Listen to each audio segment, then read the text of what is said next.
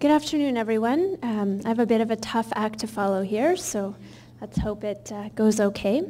Before I get started, I would like to say a big thank you to NEADS for giving me the opportunity to be here today, and I'd also like to say thank you to my co-panelists. So I was hired in the early summer to work on the Science and Technology project. The overall objective of the project is to examine the involvement of people with disabilities in the science and technology sector.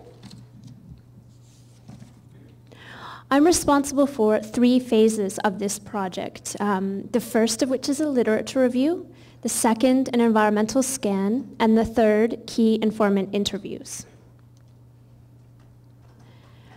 The focus of this project is science and technology, and we're looking particularly at mathematics, chemistries, physics, environmental sciences, geology, information and other technologies, and engineering. It's important to note that the literature from both the health sciences and biological sciences has been excluded from this project.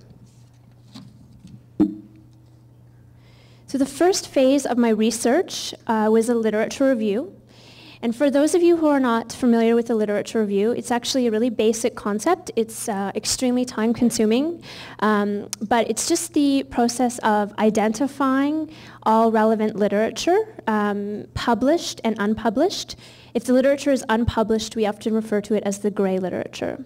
So I'm identifying it, and I'm drawing it all together, and through this, when I amass the literature, I'm identifying the key themes. So in order to get at the published literature, I used education and science and technology databases. In order to access the unpublished or gray literature, I used Google and Google Scholar. And I also found, it's worth noting that I found the American Chemical Society website to be very helpful. They have links to a lot of different resources, publications, and reports, and it was very helpful over the course of the last couple of months. The second phase of my research was an environmental scan, and an environmental scan is more concerned with getting at the programs and the policies, and a little bit less concerned with the literature. And in order to do that, I conducted internet searches. I contacted relevant organizations and corporations. I contacted disability service providers. I sent out requests for information via listservs, identified and contacted key stakeholders, and held face-to-face meetings with people such as the Dean of Science at a Canadian university. So as you can imagine, there were a ton of results from this literature review and environmental scan, and I can't speak about every single finding here today, but what I would like to do is I'd like to introduce you to the overall themes and just give you a sense of what came out of these 2 different research methodologies. So not surprisingly, the literature and program information indicate that there is underrepresentation of people with disabilities in the science, technology, engineering, mathematics, etc. fields. This underrepresentation applies to both academic and employment spheres. Results of this literature review and environmental scan indicate that attitudinal barriers have been and continue to be central to the representation of people with disabilities in the sciences and technologies. For instance, according to the Chemists with Disabilities, CWD, the primary barrier to the participation of people in fields requiring chemistry is attitudinal. Another recurring theme that emerged from the literature is that of employers as reluctant to hire people with disabilities. Unquestionably, a larger body of US-funded and US-focused research and literature relating to the representation of persons with disabilities in the science and technology fields exists. There is also a dramatic contrast between the number of American versus Canadian organizations and corporations that have well-developed programs, mandates, and strategies involving people with disabilities. In the US, these programs can be found in both the public and private spheres.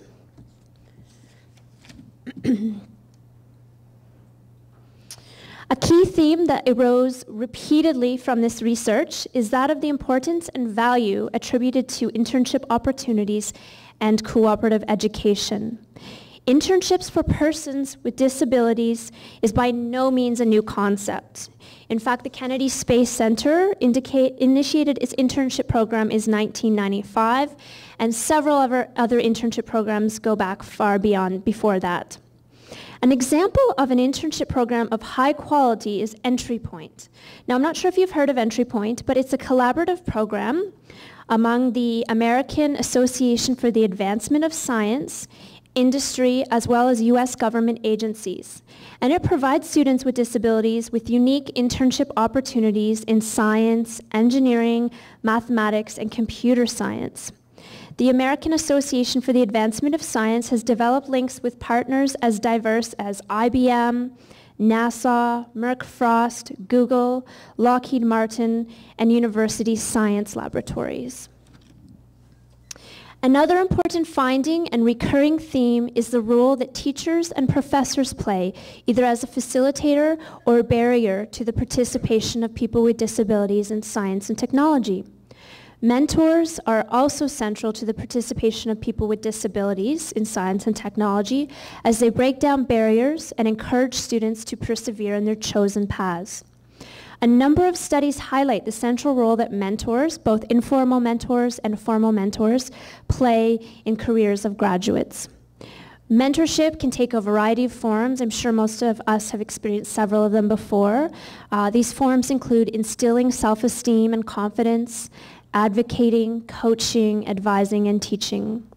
Mentors are capable of offering tremendous support as well as acting as role models. A number of case studies found in the literature go a long way in conveying the lived experiences of people with disabilities in the science and technology fields.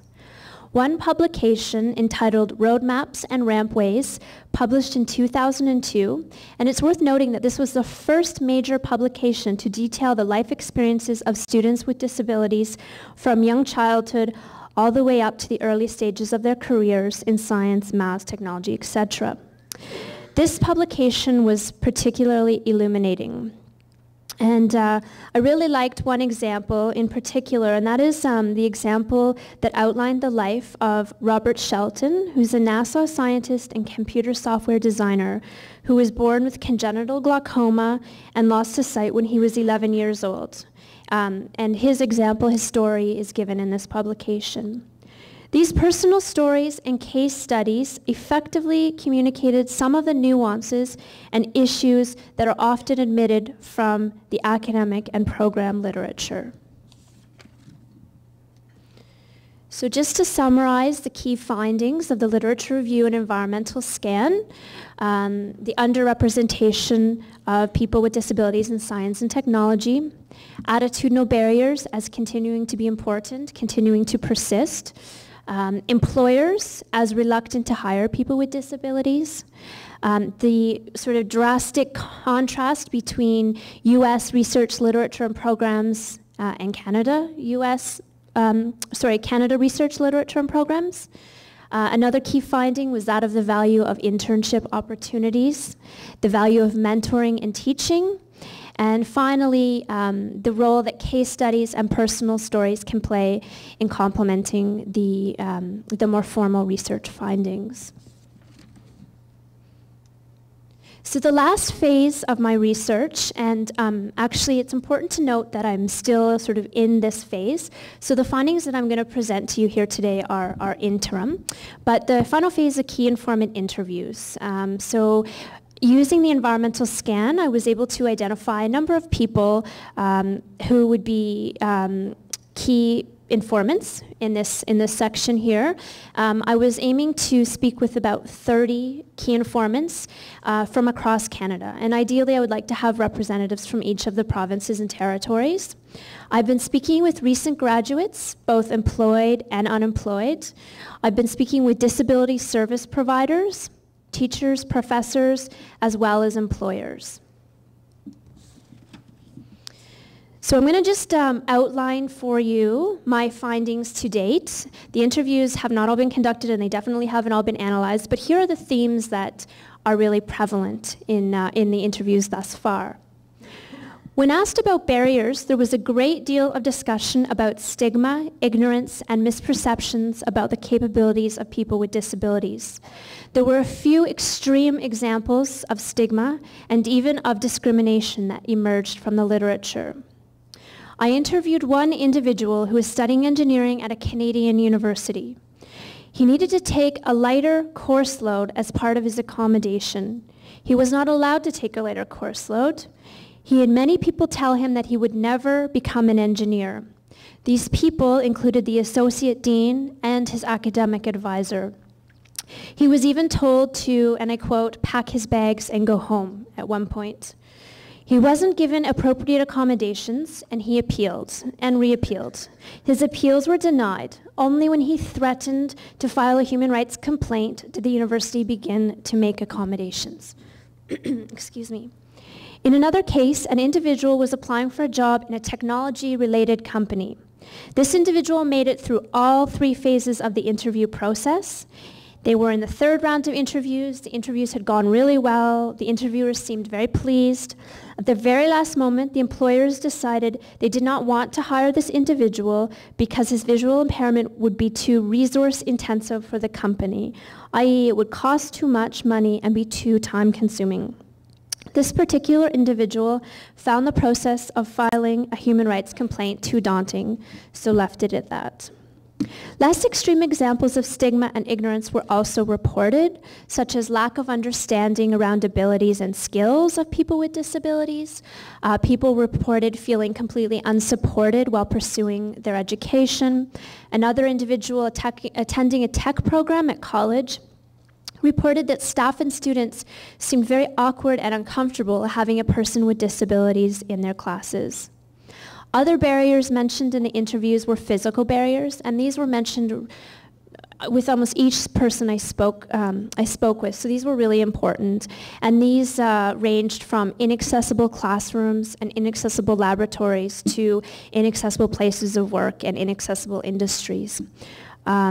When asked what support and services would increase representation of people with disabilities, a number of people mentioned the idea of a liaison between employees and employers.